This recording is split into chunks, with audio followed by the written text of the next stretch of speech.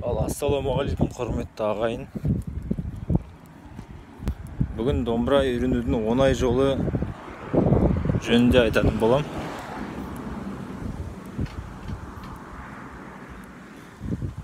Жалпы домбыра тартудың оңай әдісі бар. Ол яғни сандар арқылы үйрену жолы. Оңай әдіс шықты, яғни үйренуге өте жеңіл. Қағазға лайықтап жазып, арнайы оңай әдіс дайындадық. Мысалы, тек сандарды тек санап табасыздар. 1, 2, 3, 4 деп. Арнайы жаңа кітапша шығардық, электронды. Ішінде Мен қазақпын әні бар, сосын Аягөз қайда барасын әні бар, Жақсы адамдарым әні бар.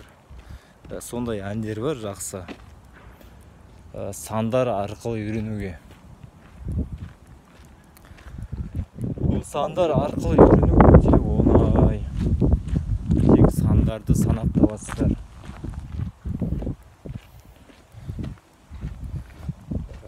Жаңағы ыңғайлы жазылған, тиімді жаңағы. Мысалы, 2 сан үстіндегі сан, астындағы сан. Домбырада үстіңгі шектен, астыңғы шектен, астындағы сандарды басасыздар. Тағысы жазылып тұрады, сөздерді.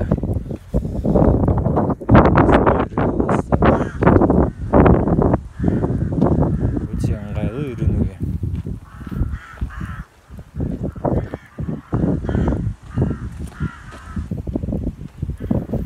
Кім домбыра үйренгісі келеді, комментарийге жазыңыздар.